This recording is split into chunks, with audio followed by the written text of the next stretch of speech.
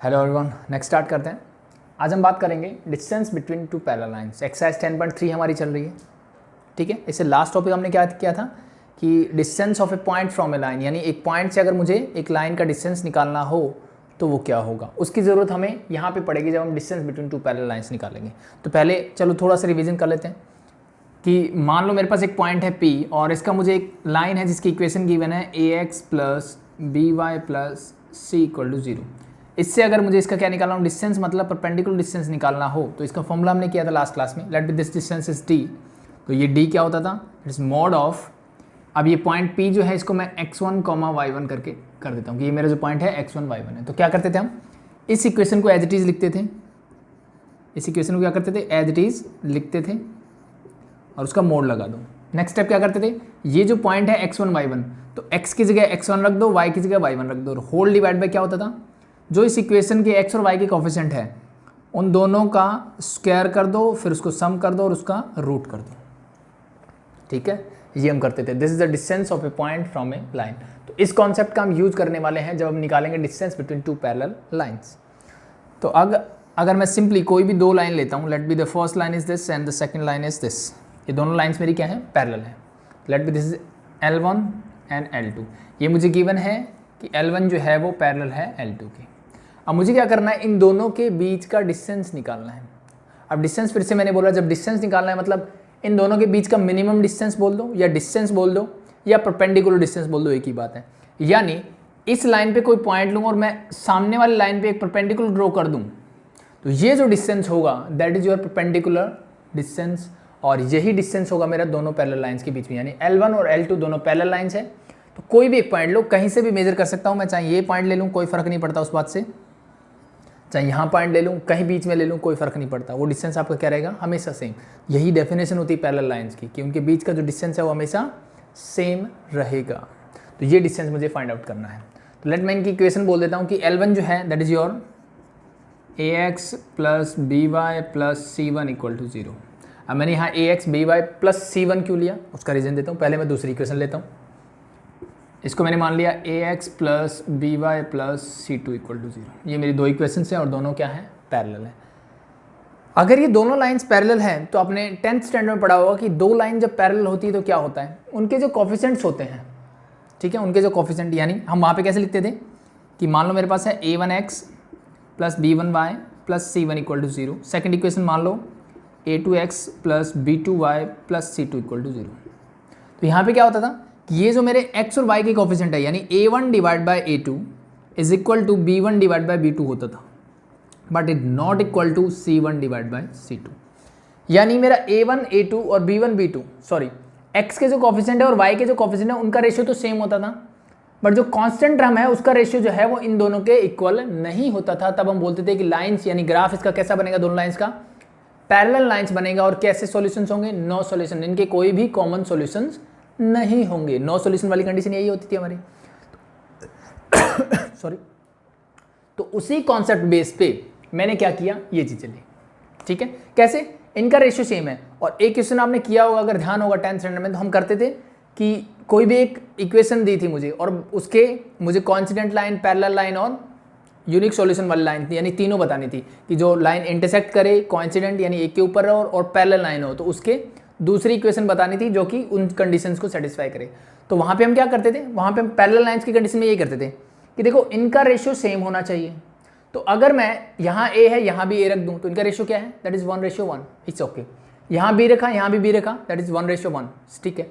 यहाँ मैंने दोनों को अलग अलग कर दिया तो ये 1:1 के अलावा कुछ होगा, तो इट मीन्स ये दो रेशियो तो इक्वल है, तीसरा रेशियो मेरे सेम नहीं होगा। तो ध्यान रखना, कभी भी आपसे पूछा जाए कि मैंने एक इक्वेशन लिखी 3x minus 4y plus 7 equal to 0, मैं आपको बोलूँ इसके पैरेलल एक और लाइन चाहिए मुझे, कोई भी एक इक्वेशन लिखो जो क्या होनी चाहिए, जो वो लाइन अगर मैं ग्राफ प्लॉट करूँ तो इस लाइन की पैरेलल होनी चाहिए। तो क्या करना होता है, कुछ नहीं, पहले दोनों चीज़ें एज इट इज लिख दो, यानी 3x माइनस 4y। ये जो c है इसको चेंज कर दो, बस इस 7 को छोड़ के कुछ भी लिख दो, वो लाइन हमेशा इस लाइन के पैरेलल होगी। क्या करना है, इसको 7 के अलावा कुछ भी लिख दो, ठीक है। 7 के अलावा मतलब लेट में -7 लिख देता हूँ, तो भी ये इसके पैरेलल होगी। मतलब इनके सॉल्यूशन जो है ये, अगर मैं ग्राफ प्लॉट करूँगा दोनों लाइंस क्या आएंगी, पैरेलल लाइन्स आएगी, ड्रॉ करके देख लेना। 7 की जगह 5 कर दो, 7 कर दो, 9 कर दो, +5 कर दो, +7 कर दो, ए लिख दो, बी लिख दो, ये हमेशा मेरी क्या होगी, पैरेलल लाइन्स होगी। इसकी कंडीशन क्या है कि x और y के जो कोफिशिएंट है उनका रेशियो सेम होना चाहिए, बस ये चीज़ ध्यान रख लेना, बाकी चीज़ें कोई दिक्कत नहीं है, हो जाएगा। तो ये चीज़ें हमने 10th स्टैंडर्ड में की हुई है, तो वो आपको पता होना चाहिए। तो अब रेशियो में कुछ बच्चों को डाउट हो सकता है कि हमने a है तो a क्यों लिया, इनका रेशियो सेम ले सकते हैं ना, कि यहाँ 3 लिया, यहाँ 6 ले लो, यहाँ 4 लिया तो यहाँ 8 ले लो, वो भी चलेगा, कोई दिक्कत नहीं है। बट इनिशियली मैं इससे फॉर्मूला ड्राइव करूँगा, फिर मैं आपको वो कंडीशन भी बताऊँगा कि जब इनका रेशियो तो सेम होगा बट ये कोफिशिएंट सेम नहीं होंगे तो उसका डिस्टेंस कैसे निकाला जाता है उसकी भी बात करेंगे। तो पहले सिंपल सी चीज़ कर लेते हैं, ठीक है। तो इसको मैं हटा देता हूँ, होप सो आपको ये चीज़ समझ में आ गई होगी। तो अब हमें क्या करना है, इन दोनों के बीच का डिस्टेंस निकालना है, और मैंने आपको बताया कि ये फॉर्मूला हमने पढ़ चुके हैं। तो क्या मैं कुछ ऐसा कर सकता हूँ कि इन दोनों इक्वेशन में से किसी एक के ऊपर कोई एक पॉइंट निकाल सकता हूँ? बिल्कुल निकाल सकते हैं, क्योंकि मुझे पता है कि कोई भी लाइन मैंने जो ड्रॉ कर दी वो मुझे y और x एक्सिस को हमेशा इंटरसेक्ट करेगी। तो अगर मैं किसी भी लाइन का इंटरसेप्ट निकाल लूँ तो उससे मेरी बात बन जाएगी, और मुझे पता है कि जनरल फॉर्म से इंटरसेप्ट फॉर्म में कैसे चेंज करना होता है। तो कोई भी एक लाइन ले लो और उससे क्या करो, इक्वेशन निकालो। तो निकालते हैं, इससे निकाल लें, ठीक है, या फिर इससे, जिससे मन करे निकाल सकते हो आप, जिसका भी इंटरसेप्ट निकालना चाहो आप निकाल सकते हो। तो लेट मैं इसका इंटरसेप्ट निकाल लेता हूँ, ठीक है, इंटरसेप्ट फॉर्म में इसको चेंज करता हूँ। तो मेरे पास इक्वेशन है ax + by + c1 = 0। c1 को उधर लेके जाते हैं पहले, तो ये हो जाएगा ax + by = -c1। Intercept form के लिए क्या करते हैं, यहाँ मुझे 1 चाहिए तो मैं सबको -c1 से डिवाइड कर देता हूँ, दिस बिकम 1। ये क्या हो जाएगा, x डिवाइड बाय a को नीचे ले आओगे तो this become -c1 divide by a plus y divide by this become -c1 divide by b and whole equal to 1। This is your intercept form of this equation. इसका मतलब क्या है, इसका x इंटरसेप्ट ये है और y इंटरसेप्ट ये, दोनों में से कोई एक ले लो। x इंटरसेप्ट का मतलब ये वाली लाइन है, x इंटरसेप्ट मतलब ये होगा इसका, तो इसका मतलब ये वाला कोऑर्डिनेट क्या होगा, तो x कोऑर्डिनेट तो यही होगा जी, और y कोऑर्डिनेट x एक्सिस पे क्या होता है 0, तो यानी ये वाला पॉइंट मुझे मिल गया ये। अब मेरे पास यहाँ से एक पॉइंट है और यहाँ से मैं इसके ऊपर अगर परपेंडिकुलर ड्रॉ कर दूँ तो वो क्या मिलेगा मुझे, ये वाले डिस्टेंस की बात होगी फिर, ठीक है। तो यही तो मुझे चाहिए, तो बस वैल्यूज पुट कर दो, यू गेट योर डिस्टेंस। तो मुझे क्या निकालना है, d निकालना है, a b, यानी ये इक्वेशन एज इट इज, तो इक्वेशन तो मेरी ये है एज इट इज, तो ये क्या है, that is your simply ax + by + c2 mod as it is, ठीक है भाई। ये इक्वेशन मैंने एज इट इज लिख दी। अब मुझे किस पॉइंट से डिस्टेंस निकालना है, इस वाले से, तो बस x की वैल्यू ये रख दो, y की वैल्यू ये रख दो। तो x क्या है, -c/a, तो x की जगह मैं रख दूंगा -c/a, sorry plus b into y क्या है 0, तो y की जगह क्या आ जाएगा मेरा 0। सिंपल हो गया। और नीचे क्या करते हैं, नीचे सिंपली a और b जो x और y के कोएफिशिएंट है उन दोनों का स्क्वायर करो, सम करो, उनका रूट कर दो। इसको सॉल्व कर लो, आपका आंसर मिल जाएगा। a से a cancel out, b into 0 that become 0, तो क्या बचा c2 और माइनस का c1, तो this become d is equal to mod of c2 - c1 whole divide by root of a square plus b square, that's your answer.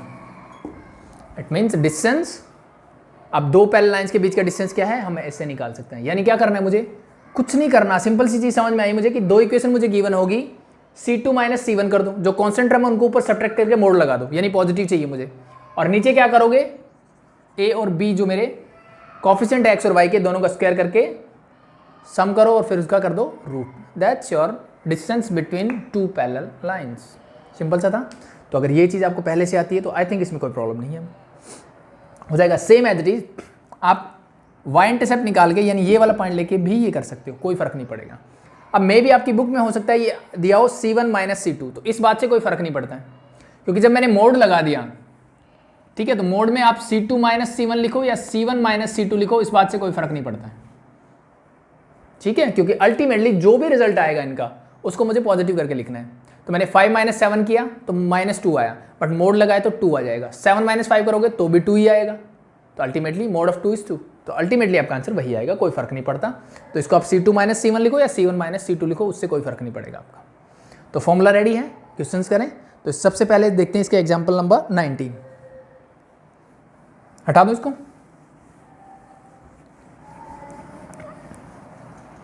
I think ये हटाई जा सकती है, मुझे सिर्फ ये वाला फॉर्मूला चाहिए।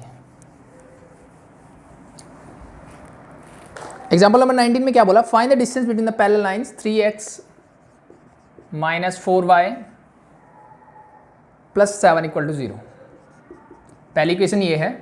दूसरी इक्वेशन है मेरे पास 3x minus 4y plus 5 equal to 0। ये दो इक्वेशन है मेरे पास। तो अब देखो इसने डायरेक्टली बोला है मुझे find the distance between parallel lines, यानी दोनों लाइन पैरेलल है। पहली चीज़ तो ये। और दूसरी चेक करने का तरीका क्या है, मान लो कि मुझे नहीं पता है पैरेलल है कि नहीं, सिंपली इसने बोल दिया find the distance between this two lines.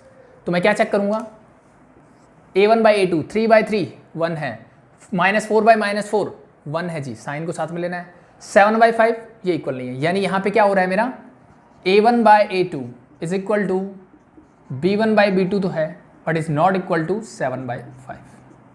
यानी यहाँ से मुझे 1 मिलेगा, यहाँ से भी, सॉरी माइनस था ये, यहाँ भी 1 मिलेगा बट यहाँ 1 नहीं मिल रहा। इसका मतलब क्या है, इसका मतलब ये लाइंस क्या है, पैरेलल है। तो ये चीज़ ध्यान रख लेना। गिवन है बहुत अच्छी बात है, फिर चेक करने की जरूरत नहीं है। गिवन नहीं है तो फिर ऐसे चेक कर लो, ठीक है। ये तो हम 10th स्टैंडर्ड में करते थे। तो अब मुझे इन दोनों के बीच का क्या निकालना है, डिस्टेंस निकालना है।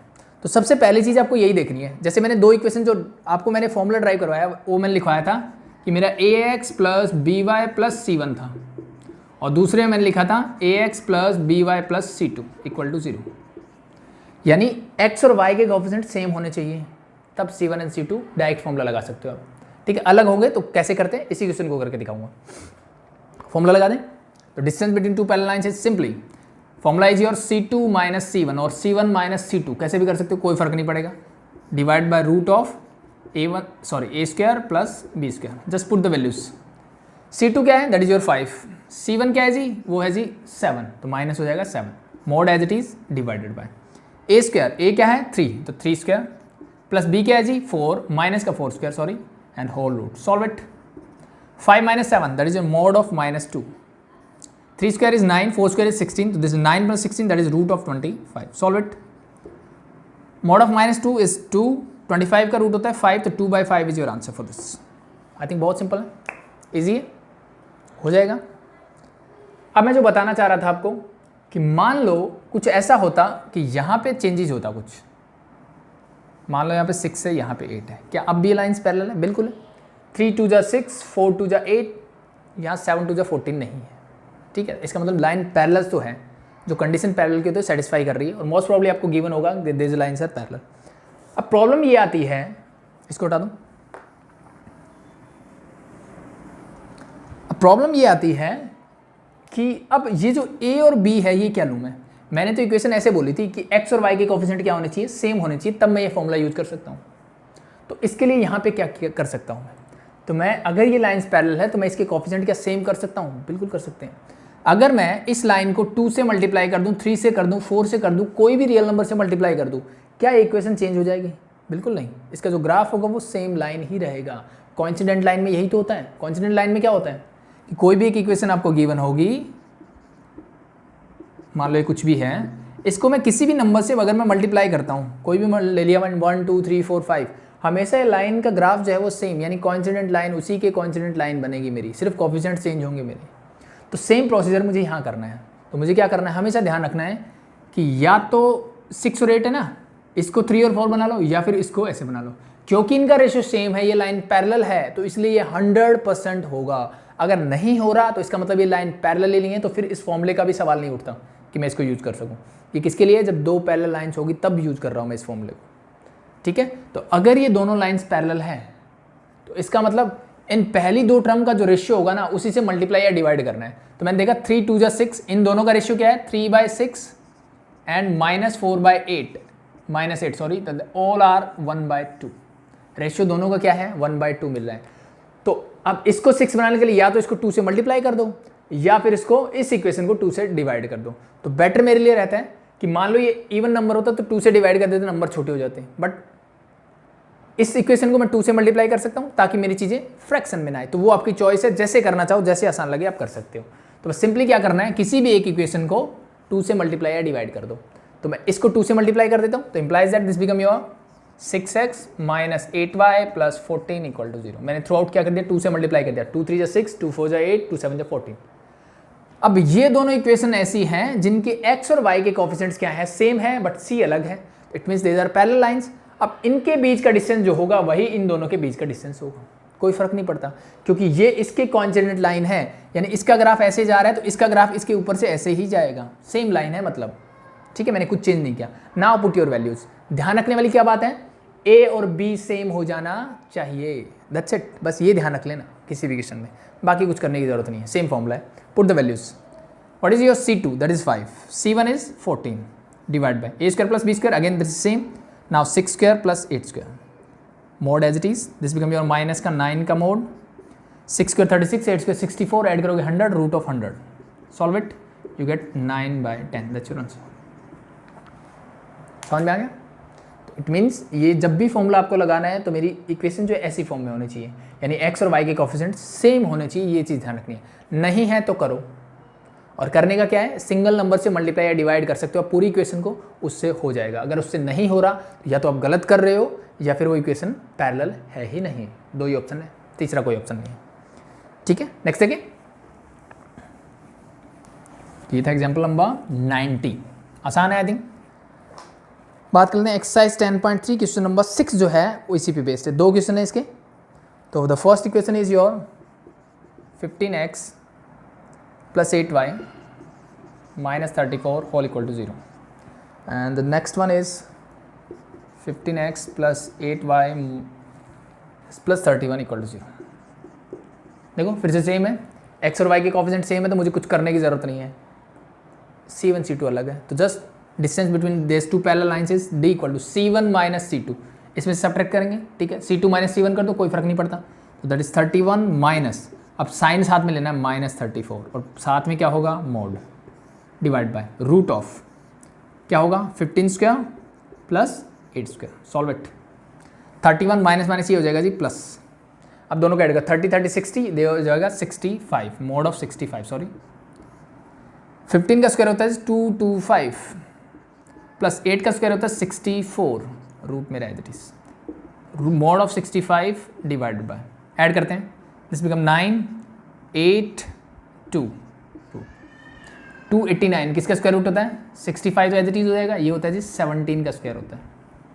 ठीक है, दैट्स योर आंसर, हो जाएगा सिंपल। लास्ट देख लो इस टॉपिक से रिलेटेड, फिर उसके बाद distance between two parallel lines. बस ध्यान रखने वाली बात ये क्या है, सिर्फ ए और बी यानी एक्स और वाई के कोफिशिएंट जो है वो सेम होने चाहिए ये फॉर्मूला अप्लाई करने के लिए, ये कंडीशन है, अदरवाइज आई थिंक बहुत आसान चीज़ है।